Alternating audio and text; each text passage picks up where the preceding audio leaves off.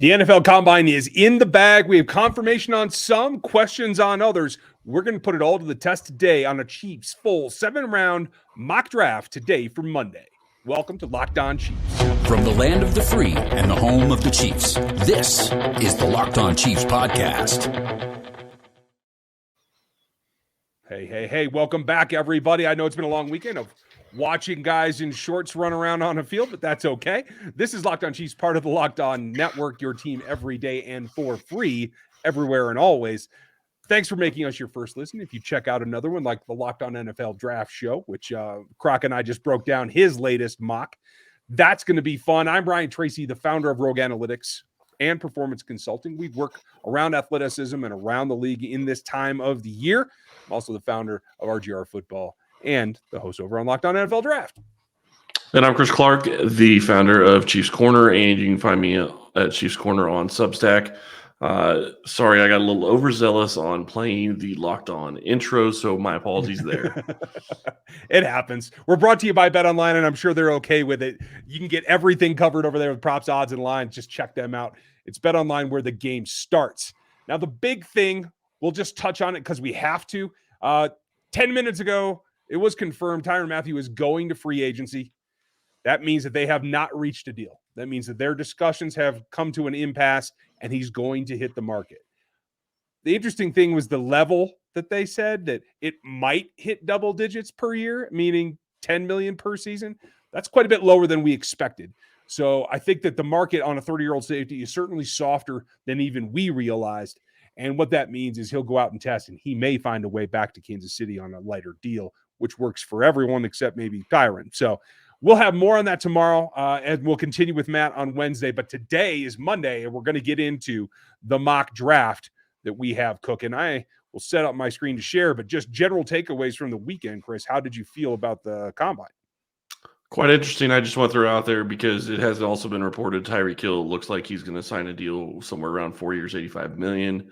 A lot lower than I was expecting in that. So just still rumors right now. It's not a done deal, but it looks like Chiefs are trying to work on a contract with him.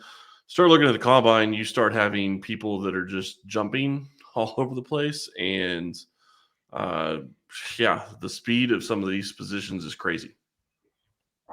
Yeah, good Lord. This is a speed crop of wide receivers. The DBs looked really good as well. A guy that I have as my number 3 edge rusher moves like a linebacker. It's incredible what Trayvon was able to do this weekend. Walker out of Georgia. You guys, we'll discuss him coming up here pretty quick, I'm sure.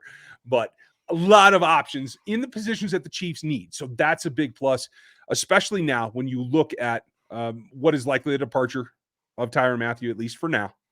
And we'll act accordingly on that. So I'm setting this up, and I'm just about ready, and we'll share it and let you guys see it. If you are on YouTube, you can watch this process and see the picks come in. If you're on any of the audio platforms, thank you very much. But hit us with an iTunes review or a Spotify review and let us know what you think since you can't see it. So Jaguars on the clock at number 1. I'm going to kick this off, and we'll let it go through its scenario.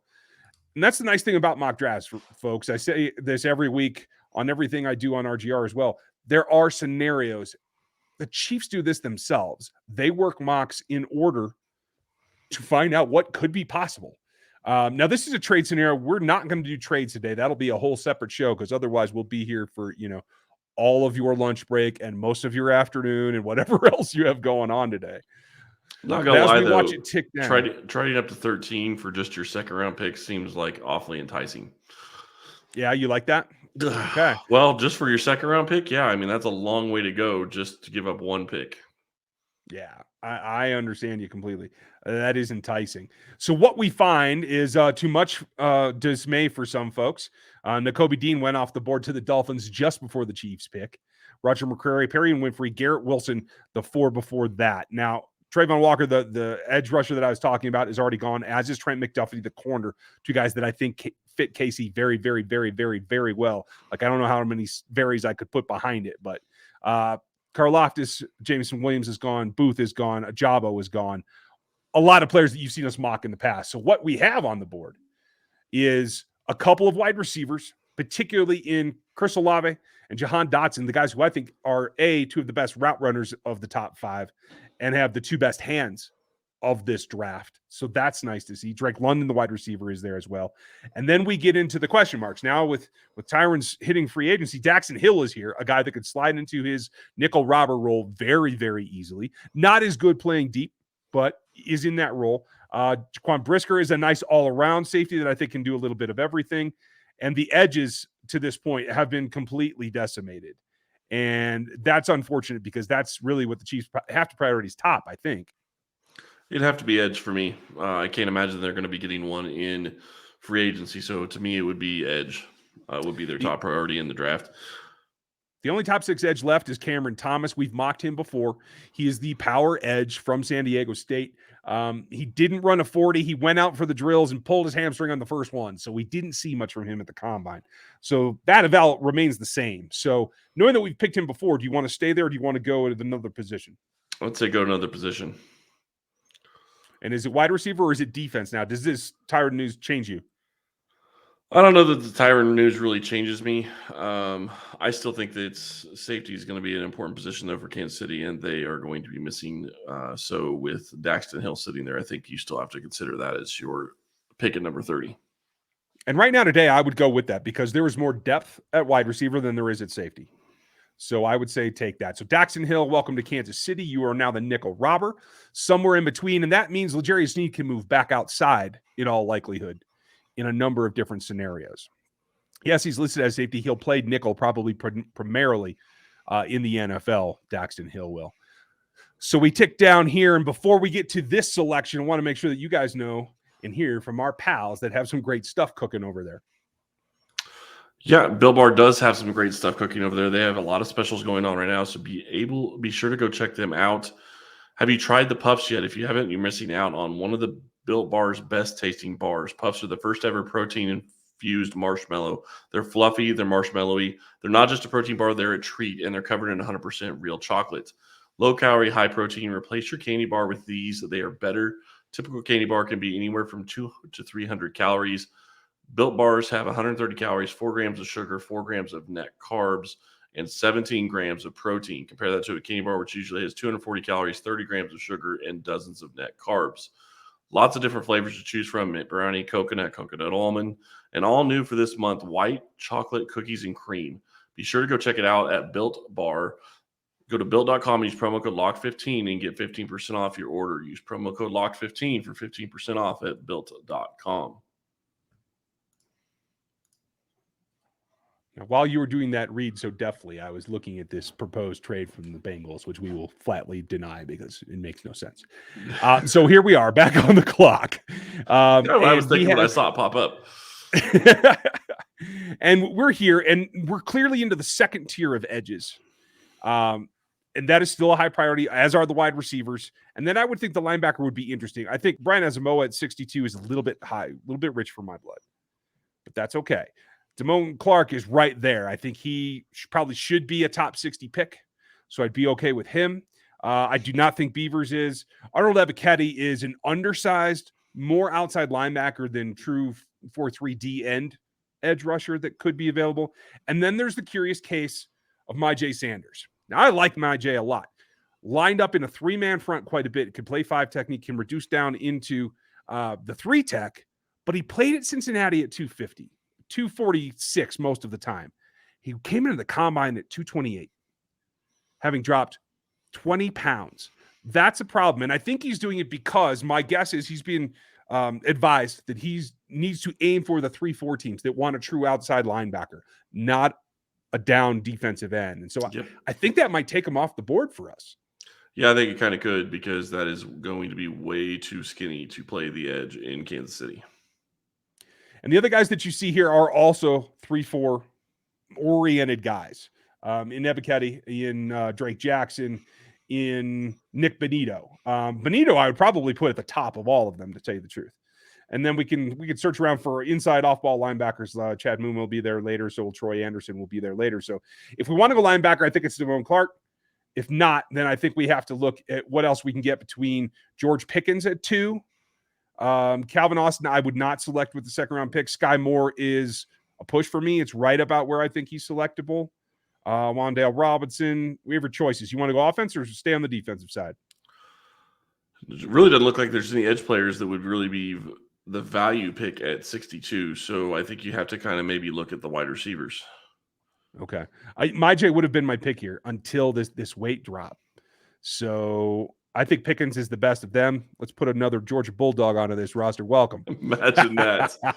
Oh, such a shocker. In tiebreakers, dogs win. Declining offers over here. We're getting down to the third round pick, folks. Slowly but surely. The first of the Chiefs' third round picks. That is going to be 92 and I believe 102. It is not a hard and fast declaration that they have that particular pick, but we're going to get there. And I lied. 94. 94. Yep. So as we come in here, a lot of trade action right there. I find that interesting. A developmental edge just went off the board in, a developmental edge on the offensive side. Tackle just went off. Boye Mafe unfortunately went off. I was hoping he was going to be here. Nick Benito, as we said, was here. And so right now we're looking at, in terms of areas of need, we have Chad Muma available. We have Brandon Smith. I don't think he's as good a player. There is James Cook, the Georgia explosive back, although very interesting that Samir White tested out in the 40 just as quick as him. And I believe that their 10 splits were just like 200ths off. What else do we have? Jalen Tolbert, small school South Alabama guy at wide receiver. I'm not too keen on him for this offense. I'm not too keen on anybody who doesn't have a clear way to dominate a piece of their game.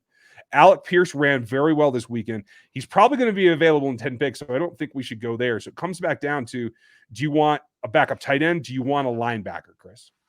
I think we got to go linebacker, and I still think we go Chad Muma. I know we've picked him multiple different times, but he seems to just keep being right there for us to pick. And I do not see an edge that's available that I really would care for. And we've already taken a wide receiver. So to me, it would make sense to go with another defensive player. Now I'm good with that too. I will just say Sam Williams tested very well. He's on the up coming out of Ole Miss. He's got a lot of off-field baggage, and I think that's what's holding him down. I'm not sure he actually makes it into the top 100, so that's why we're not going that direction. So, Chad Muma, welcome to Kansas City. YO Cowboy, and that brings us to the last of the top 100 picks, as I'm calling them, 102 to the Chiefs. Opened a few things up. Cade Otton is here. Dulcich is here. Ferguson is here. A lot of the second-tier tight ends that can do a little bit of everything. Dulcich, I think, was the best performer at the combine. Ferguson, I think, was the most productive. I could be wrong on that. I'll have to double check. We took care of linebacker, so that would take Troy Anderson off of the board for us. Kobe Bryant is a corner prospect I really, really like here. Surprised that he lasted this long. He is the opposite corner to Sauce Gardner, who I think is aiming towards being the first corner off the board. So we have an option there. Any safeties? We took Daxton Hill early. Are you looking to double up at safety? I am, because so I was looking at who the Chiefs have. Daniel Sorensen's we are assuming he's gone. We assume Tyrann Mathieu is going to be gone. Armani Watts is gone. The only safety they have left is Juan Thornhill. So to me, it wouldn't shock me if they want to double up. I would expect that they try to bring in a veteran, but if they are there for the taking, I don't see any safeties worth a third round grade here. Not even Fair close, enough. to tell you the truth. So I would think you might go corner, maybe bump Hill back out to the true robber role and not play him at the corner. Maybe you try to do that. Everybody else will be available in rounds to come. Nick Cross is a nice player with a good, well-rounded skill set that I could see here in another round. All right, what corners do they have available? So really the top pick, the only one that's worth this pick is Kobe Bryant out of Cincinnati. We've taken him like 3 different times. I know. This is the way that it falls, and that's why this works out this way, folks. Isaiah Thomas is he's a solid edge, more of a run game, more of an edge setter, not an explosive pass rushing threat. Jalen Watson is probably a 5th round pick in my estimation. I would not select him here. There's just not a lot of volume in where you're trying to go here. So, all right, Kobe Bryant, and let's go. Okay. See what else we got. on the road. So as we let that tick down, I want to make sure that I tell you guys about the one place that you need to know about if you're going to put any money on the line. Because yes, football is over, but basketball is not. In fact, it's just picking up its most steam. And you can get into all the other sports scores, everything that you need to be interested in to get something done, like odds, totals, player performance props. All the betting needs that you need are on BetOnline. It's the best spot for scores, podcasts, and all the extra news that helps you make decisions. You can bet on all the major sports and some of the minor ones as well. Head over to the website and check them out on your mobile device or anywhere else for that matter. BetOnline, where the game starts. And we have ticked down to 133 here.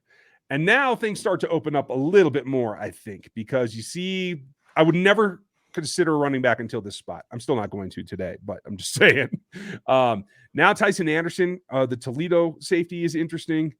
Belton, I haven't been too huge on, but he's a safety option. If you're looking specifically to deal with safety or edge, we are getting thin.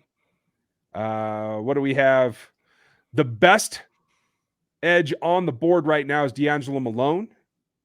I could see him going in the 4th round. This particular engine looks like we might have him available in the 5th, but we don't have a 5th round selection. So maybe we reach at that point a little bit to get a player that they like. I wouldn't think it's any worse than grabbing Kando where they got him.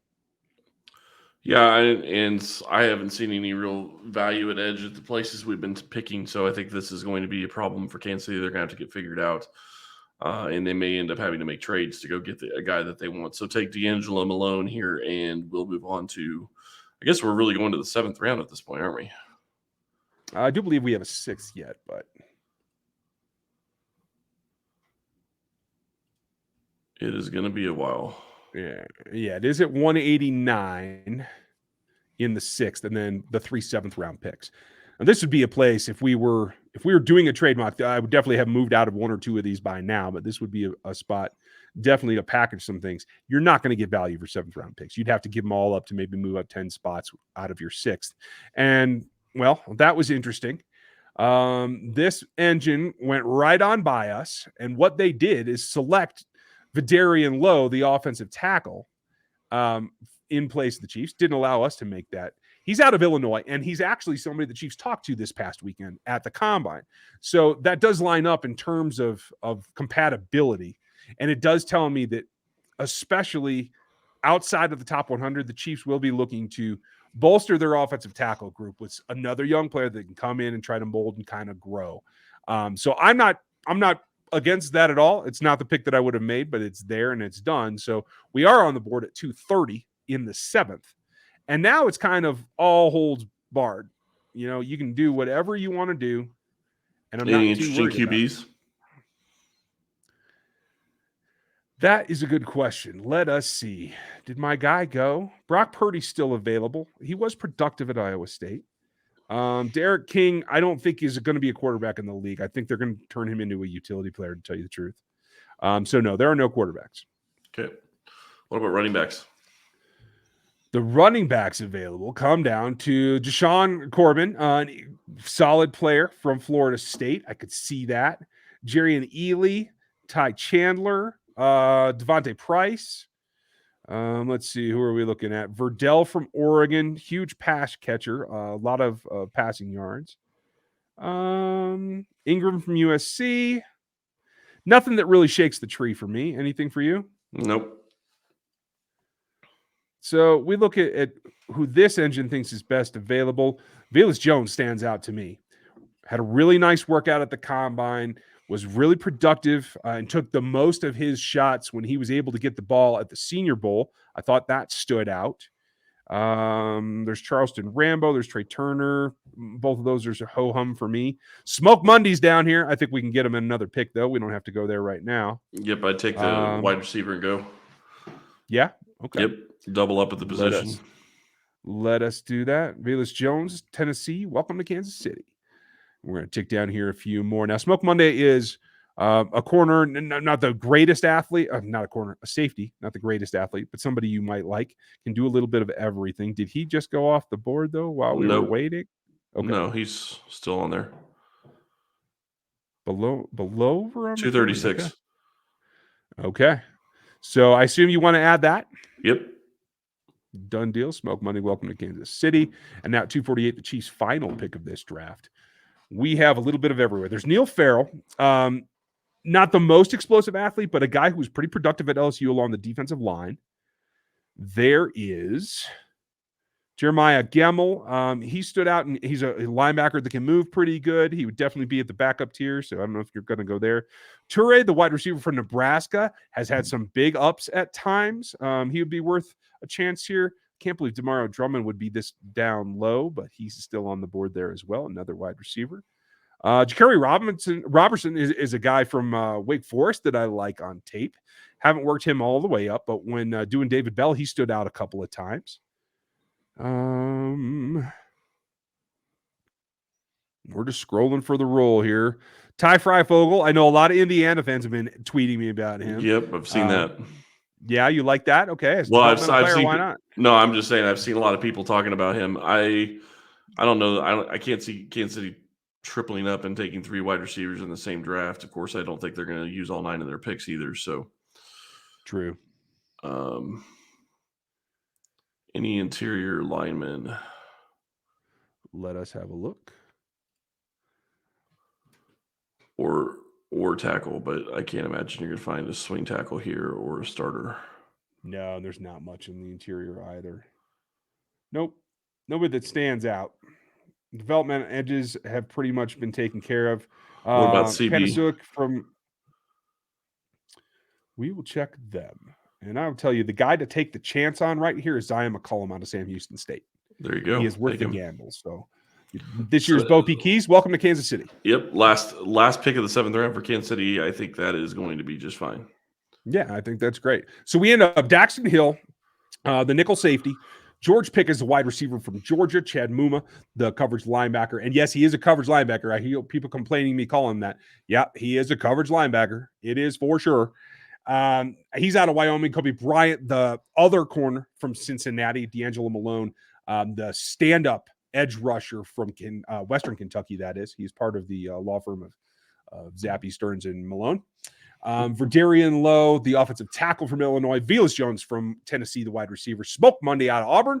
And Zion McCollum, the developmental Sam Houston State corner.